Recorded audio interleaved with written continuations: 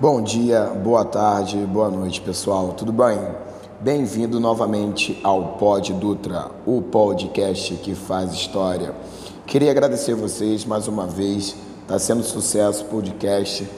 E hoje, pessoal, será um dia muito bom, muito legal, porque será uma das aulas mais esperadas, que é da Era Vargas. E por falar nisso, pessoal, queria mandar um grande abraço para minha turma da PEMESP, PM São Paulo, que pediu muito por esse podcast, tá ok? Então, esse podcast ele serve para PM São Paulo, para ESA, Colégio Naval, SpaceX, Enem, ou seja, para a maioria dos concursos públicos, tá ok?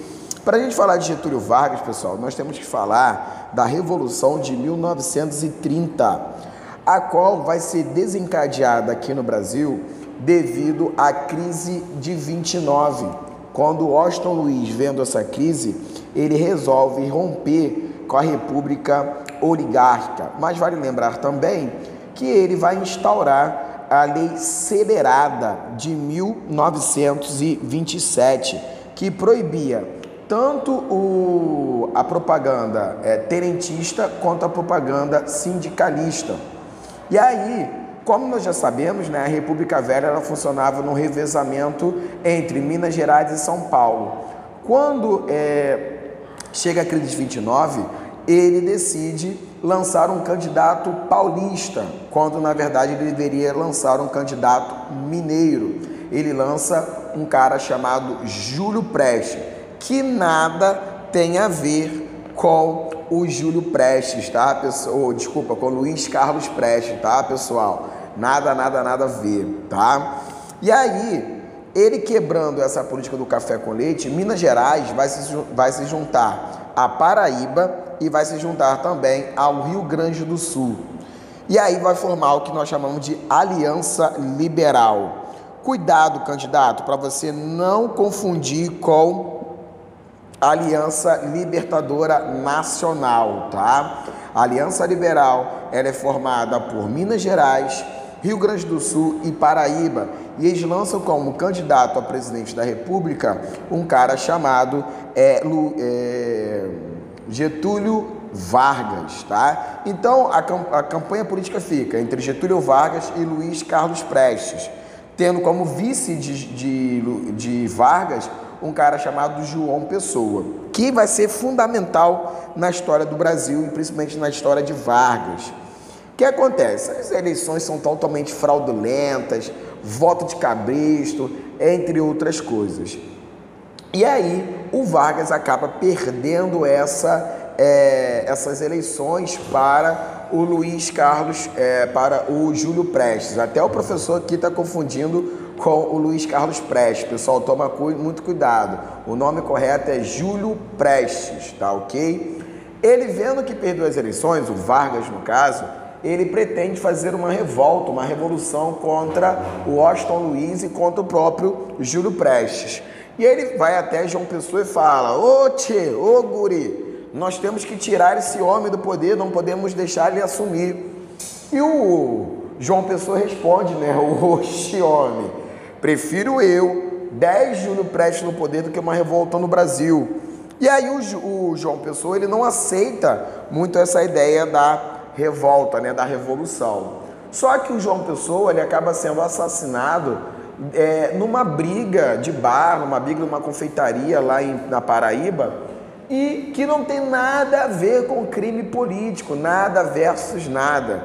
E aí o Vargas vai utilizar a morte dele como a ideia de ser um assassinato político encabeçado pelo Júlio Prestes e vai querer tomar o poder, vai fazer a Revolução de 30, que contava com o apoio justamente dos tenentes, né, que fizeram lá o movimento tenentista. Eles chegam no Rio de Janeiro a cavalo e vão depor, né, vão tirar do poder o Washington Luiz.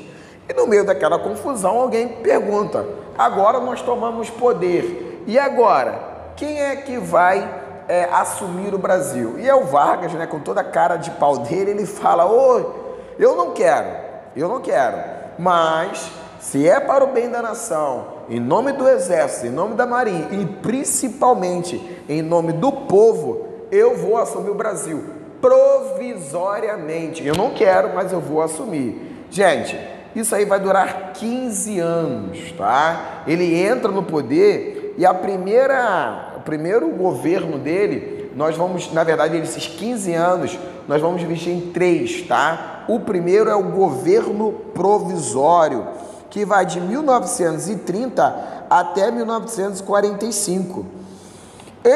Uma das primeiras coisas que ele faz é suspender a Constituição de 1891 e começar a governar o Brasil pelo chamado decretos de lei, tá ok? E aí o que ele faz? Uma outra coisa, ele suspende o cargo de governador do estado e vai colocar o cargo de interventores, que um dos pedidos dos tenentes era justamente a participação política. Então, quando o Vargas faz isso, ele se aproxima de um clube chamado 3 de Outubro, que era um clube ali, na sua grande maioria, de militares, né, de tenentes, que pediam esse apoio político, tá ok? E aí, logo depois, ele vai criar uma série de ministérios, né? Ministério da Saúde, Ministério da Defesa, vai criar a Justiça Eleitoral, vai criar a Justiça do Trabalho, mas os 3 principais ministérios é o Ministério do Comércio, o Ministério da Indústria e o Ministério do Trabalho. Quando ele cria esses 3 ministérios, pessoal, ele vai aqui se aproximar da zona urbana, tá? Da área urbana, da burguesia, do operário, da pessoa que mora na cidade. Essa galera que foi esquecida, se assim eu posso dizer, no tempo da República Oligárquica, tá ok? Então, o que ele quer fazer agora? Ele quer pegar o apoio. Ele quer pegar o apoio, ele quer se manter no poder. Então, inclusive, ele também vai dar esses ministérios para os militares. Por que ele faz isso? Por que ele envolve o militar dentro da sua perspectiva governamental? Que isso, a pessoa falou bonito agora, né? Porque uma vez que eles não aceitarem o governo, você ter uma revolta contra o governo do Vargas, você vai estar comprando uma briga justamente com os militares, esses militares que têm poder de arma. Logo depois, Vargas, vendo que ele já estava agrandando ali a galera da cidade, né, da zona urbana, do operário, ele vai criar o Conselho do Café em 1931. Esse Conselho do Café imita muito o Convênio de Taubaté, porém com algumas mudanças. Qual é a principal? É que eu não vou estocar café. Eu compro o café que está sobrando do cafeicultor e vou colocar fogo, tá? E aí o café vai ser valorizado e aí eu vou ganhar esse cafeicultor para mim. Eu vou ganhar o apoio dele. Então você pode ver que Vargas está agradando todas as classes sociais. Só que Vargas também percebe que ele vai ter aqui, como posso dizer para você, uma ideia de que a nossa economia não pode ficar atrelada ao café. Então ele vai tentar fazer uma ideia de libertar o Brasil, a economia brasileira do café. Ele vai criar o Instituto da Erva Mate, do Pinho, do Álcool e do Tabaco, numa tentativa aí de valorizar esse café, tá ok? Só que, galera, São Paulo não estava nem um pouco satisfeito com esse governo, né, de Getúlio Vargas. Então eles vão fazer uma revolta contra Vargas. O que eles pediam nessa revolta, né? Que é chamada de Revolta Constitucionalista de 1932. Eles pediam a nomeação de interventor civil, as eleições, novas eleições e uma nova Constituição, já que tinha sido uma promessa dele lá quando ele assume o governo provisório, tá ok? Essa revolta, pessoal, essa revolução, ela será encabeçada, será conduzida pela Frente Única Paulista, a FUP, tá ok? E aí nós vamos ter o estopim dessa revolta, Qual foi o estopim dessa revolta? Foi a morte de 4 estudantes, o MMDC, Martins, Miragaia, Drauzio Camargo. Professor, como que eu vou gravar isso? Não tem problema, aqui no Pod Dutra nós até cantamos. É o Martins, é o Miragaia, e o Drauzio Vral, Vral, e o Camargo já tá chorando. No cemitério ele foi morar e vamos lá. E aí o que acontece? Gostaram, né, pessoal? O professor canta muito. Professor Rafael Dutra, o professor que é o sucesso. Vamos lá, pessoal, só para se distrair um pouquinho. Então o que acontece? E aí, São Paulo ele não vai ganhar o apoio dos outros estados, ele até ganha o apoio daquela galera ali, paulista, que quer voltar ao poder, né, que tem sede de poder, porém não ganha o apoio dos outros estados, o que vai ser muito ruim para ele, porque Vargas vai conseguir controlar essa revolta, vai conseguir ali invadir, né, São Paulo, só que não consegue o seu objetivo final, que é tirar o Vargas do poder. E aí, o que acontece? O Vargas é muito malandro. Por quê? Porque ele chama os líderes paulistas para participarem do seu poder. Por que isso, professor? Porque mantém os amigos perto e os inimigos mais perto ainda. Então, realmente, naquela ideia de controlar todos. E ele vai nomear um interventor civil, vai chamar novas eleições e vai instaurar uma nova Constituição, tá? Só que essas eleições serão indiretas, ou seja, o povo não vota. Quem vota são os deputados, tá ok? E esses deputados acabam elegendo Vargas como presidente do Brasil. E aí ele vai instaurar a Constituição de 34. Essa Constituição, pessoal, que vai dar fim ao governo provisório, que durou de 30 a 34. E a partir agora de 34, nós vamos ter o período constitucional, que nós vamos começar aqui com a Constituição de 34, que fala o seguinte: será uma república presidencialista e federativa, nacionalização de exploração de minas e águas, ou seja, somente o governo pode explorar água e minerais no Brasil, voto secreto e feminino, uma coisa que já tinha sido criada pela Justiça Eleitoral lá em 1932, vai ser garantida na Constituição de 34, tá ok? Só que essa mulher, pessoal, só vota com autorização do pai ou do marido. E aí nós vamos ter a extinção do cargo de vice-presidente e uma legislação trabalhista, né? Que é o que, pessoal? A proibição do trabalho de menores de 14 anos, proibição de exploração do trabalho feminino, salário mínimo, férias, descanso semanal remunerado, indenização ao trabalhador em casos de demissão sem justa causa, jornada de trabalho de 40 horas semanais, que daria 48 horas por dia, criação da justiça trabalhista, criação de sindicatos que dependem da autorização do Ministério do Trabalho e a licença maternidade de 90 dias. Então, se você ficou com uma dúvida, você volta aqui, escuta de novo e anotem tudo, tá ok? E aí, pessoal, com a Constituição de 34, vai começar o governo constitucional, que vai durar de 34 até o ano de 1937. Então, vamos lá, pessoal. Vamos falar sobre o governo constitucional de Vargas, né?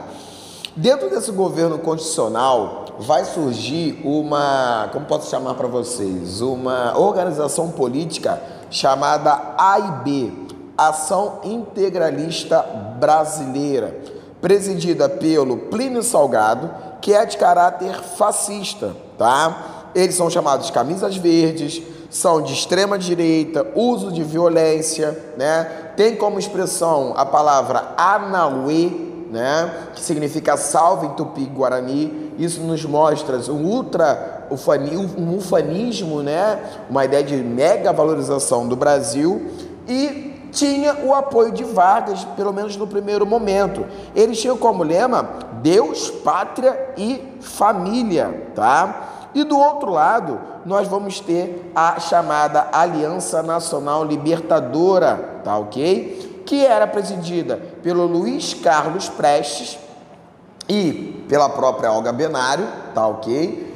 Que era de caráter extremamente comunista. E essa ANL, ela vai tentar tomar o poder de Vargas na chamada intentona comunista. Pelo amor de Deus, pessoal, não confundam com a intentona integralista, que nós vamos falar disso lá no Estado Novo, tá? A intentona comunista é uma tentativa de tomada de poder na cidade de Natal, Recife e Rio de Janeiro, uma revolta que vai nascer dentro dos quartéis. Porém, não vai conseguir sucesso. Vargas vai conseguir controlar. Porém, o Vargas, pessoal, ele é sensacional. Ele vai falar que existe um plano chamado Plano Cohen, que fala sobre o perigo comunista, que eles vão invadir o Brasil, que eles vão tacar fogo nas igrejas, que eles vão matar os principais políticos, tá ok? E aí nós vamos ter a instauração do estado de sítio, do estado de guerra. Fecha Senado, fecha Câmara dos Deputados estaduais, deputados federais e instaura-se o estado de sítio, tá ok? E o principal, suspende as eleições. E alguém pergunta, mas Vargas, se você vai suspender as eleições, quem será o presidente do Brasil? Caramba, eu tinha esquecido disso. Serei eu, Getúlio Vargas. E aí nós vamos ter aqui a instauração do chamado Estado Novo, que é a ditadura de Vargas, tá ok, pessoal? O Estado Novo, ele vai suspender a Constituição de 34 e vai colocar a Constituição de 37, que é uma Constituição ortogada, ou seja, imposta, e que também recebe um apelido, a polaca, pessoal, tá ok? Que imita a Constituição da Polônia, ou seja, uma Constituição fascista. Quais são os principais pontos? Supremacia do Poder Executivo, que organizaria a elaboração de leis e controlaria o Judiciário. Segundo, o presidente poderia prender, exiliar e suspender as imunidades parlamentares, ou seja, o estado de sítio, a adoção da pena de morte e da censura aos meios de comunicação. E aí, ele também fecha todos os partidos e agremiações políticas, inclusive a organização política que apoiava ele, que era a AIB. Então a AIB, pessoal, vai fazer uma revolta contra Vargas, tá ok? Que é a chamada intentona integralista, tá ok? Que vai lá tentar matar Vargas, mas não consegue sucesso. Isso foi no ano de 1938, então a gente tem que ficar ligado aqui para não confundir com a intentona comunista. Dentro do Estado Novo também é criado a DASP, Departamento de Administração do Serviço Público, uma ideia de acessar, ter acesso a cargos públicos somente por provas. Eu falo ali que é o embrião do concurso público, é claro, né, pessoal? Vargas criou a DASP, e semana que vem nós vamos ter 300 mil vagas de concurso público. Não é assim. O concurso público, ele vai aos poucos, tá? Vai acontecendo aos poucos. E a DASP é criada no ano de 1938. Logo depois, uma das mais importantes instituições criada por Vargas, no ano de 1939, a DIP, pessoal, Departamento de Imprensa e Propaganda, que na verdade era ali o órgão de censura de Vargas, tá ok? E também fazia-se uma propaganda, muita foto com criança, né? Algumas propagandas, a gente vai poder ver, que imita até mesmo a ideia lá do nazismo, do fascismo, né? A ideia de você acabar com a malandragem aqui no Brasil, a figura do malandro, e ela cria a chamada Hora do Brasil. Gente, muito cuidado, por quê? Hoje mudou de nome, é Voz do Brasil, um programa diário, às 7 horas da noite, onde se fala as coisas de Brasília. Mas nessa época aqui, era às 7 da noite. e a nossa principal meio de comunicação aqui, que tinha em todas as casas, era o rádio, tá ok? E aí existia aqui toda uma doutrinação para gostar de Vargas. Então, cuidado para não confundir as leis, de confundir a Hora do Brasil com Voz do Brasil. Hora do Brasil, criação de Vargas. Voz do Brasil é o nome nos dias de hoje, tá ok? E aí nós vamos ter a consolidação das leis trabalhistas, tá ok? Que foi inspirada na Carta do Lavrouro, né? A Carta do Trabalho lá por Mussolini. Inclusive, aqui dentro do governo do Vargas, né, da lei trabalhista, nós vamos ter o chamado pelego. Pelego, pessoal, era o cara que era do sindicato, mas ele obedecia a ordens do Vargas, uma espécie ali de traidor, tá? Então, até hoje, nós temos ali a ideia dos pelegos, que falam que trabalham para o trabalhador, mas, na verdade, trabalha para o governo.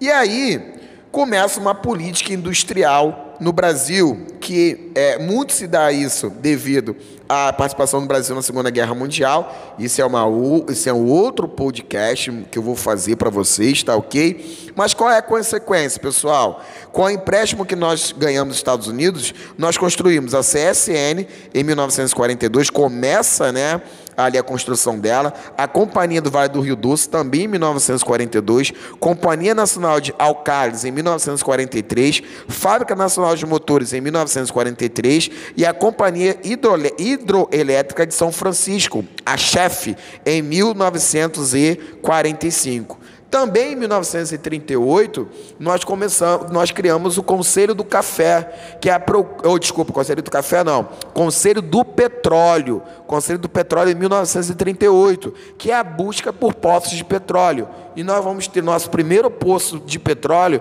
na cidade de Lobato, no interior da Bahia. Então a gente vê que é totalmente uma política voltada para a indústria, só que indústrias estatais. Inclusive, lá em geografia, vocês veem que ele vai criar uma lei chamada Lei Antitruste, né? Que vai tentar dificultar a entrada de capitais internacionais aqui no Brasil. Porém, nós vamos ver que não é a proibição, é a diminuição, né? A tentativa de você diminuir essa entrada de capitais estrangeiros no Brasil, tá? Devido à participação do Brasil na Segunda Guerra Mundial, que é um outro podcast, o Vargas vai se ver enfraquecido politicamente. Por quê? Porque ele é um ditador combatendo uma ditadura. Então o povo vai começar a pedir a saída de Vargas, tá ok, pessoal? Inclusive, nós vamos ter um documento chamado Manifesto Mineiro, que vai vai fazer um documento pedindo a saída de Vargas. Porém, surge um movimento chamado queremismo. Queremos Vargas novamente. O povo queria que Vargas continuasse. E aí, políticos, inclusive aliados, com medo dele dar um novo golpe de Estado, o que vai fazer? Vai pedir para que Vargas renuncie. E Vargas, né, com certo medo até mesmo de um atentado, de morte, ou perder os direitos políticos, ele vai abrir mão, vai renunciar em 1945, e aí vai assumir o presidente do STF, José Linhares, que vai entregar o cargo para o presidente Dutra em 1946. É importante a gente lembrar aqui que em 1945 o pessoal descobre que o Plano Collor era uma mentira, que não existiu, tá ok? Só para deixar esse asterisco aqui, beleza? E aí acaba o que nós chamamos de Era Vargas. Vale lembrar que ele vai voltar em 1950, no chamado período democrático, beleza, pessoal? Galera, esse foi mais um Pod Dutra, o podcast que faz história. Vá lá no meu Instagram, Prof. Rafael Dutra, vários mapas mentais. Se inscrevam, curtam curtam e divulguem, pessoal. Beleza? Grande abraço, tudo de bom e até a próxima.